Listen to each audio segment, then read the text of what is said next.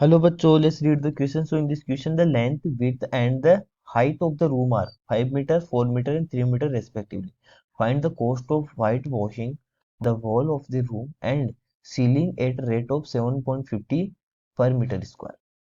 ठीक है, तो हमारे पास देखिए क्या है, एक रूम है। ठीक है, तो रूम में क्या होता है हमारे पास, 4 वॉल्स होगी। ठीक है, सपोज करो ये हमारे पास रूम है।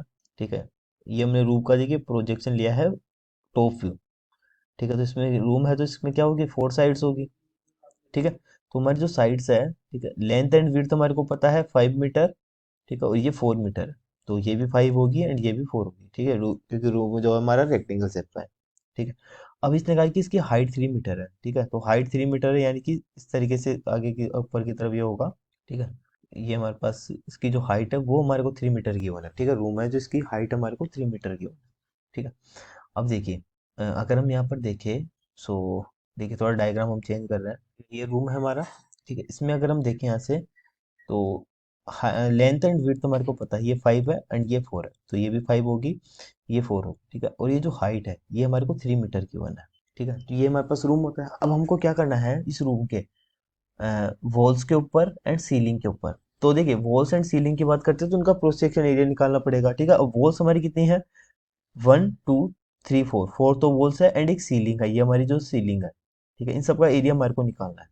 ठीक है, तो इसका की कॉन्सेप्ट क्या होगा।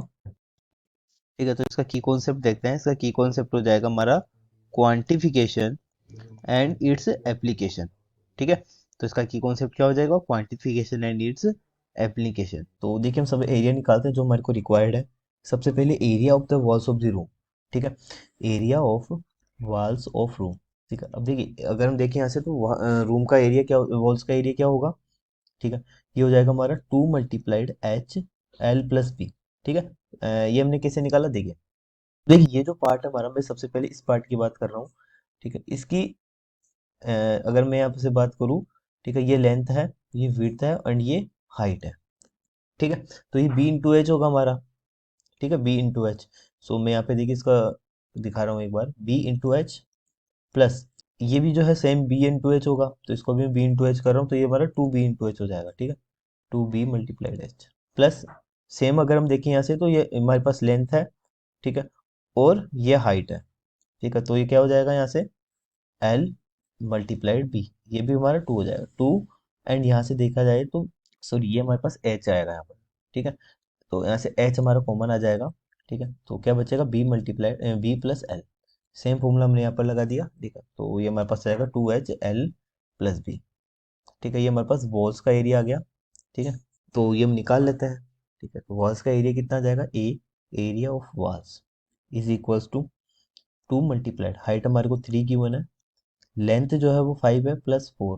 ठीक है, तो यहाँ से एरिया ऑफ वॉल्स ये हमारे पास आ जाएगा 54 स्क्वायर मीटर। ठीक है, अब एरिया ऑफ वॉल्स हमने निकाला है, लेकिन हमको क्या फाइंड करना था, सॉरी, एरिया ऑफ सीलिंग भी हम यहाँ पर फाइंड करेंगे। तो एरिया ऑफ सीलिंग क्या होगा, ये हमारे पास लेंथ है। ठीक है, और ये हमारी विड्थ है। ठीक है, तो एरिया ऑफ सीलिंग क्या हो जाएगा, area of ceiling.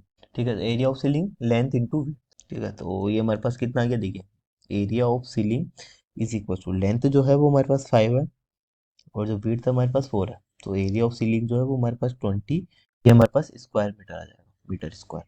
Total area कितना हो गया, टोटल एरिया निकालते हैं यहाँ पर। तो एरिया, टोटल एरिया, वॉल्स का एरिया प्लस सीलिंग का एरिया। ठीक है, तो वॉल्स का एरिया कितना है, 54 + 20। ठीक है, ये हमारे पास जाएगा 74 स्क्वायर मीटर। ठीक है, अब हमको यहाँ पर एरिया निकल गया, हमारे को निकालना है कॉस्टिंग। ठीक है, तो कॉस्ट ऑफ वाइट वॉशिंग, ठीक, वो कितना है, 7.5 रुपीज पर मीटर स्क्वायर है। ठीक है, तो हमारे पास टोटल कितना था, 74 मल्टीप्लाइड 7.50 से इसको मल्टीप्लाई कर देंगे, तो हमारे पास कितना आ जाएगा, ये 555 रुपीज। ये हमारा फाइनल आंसर है।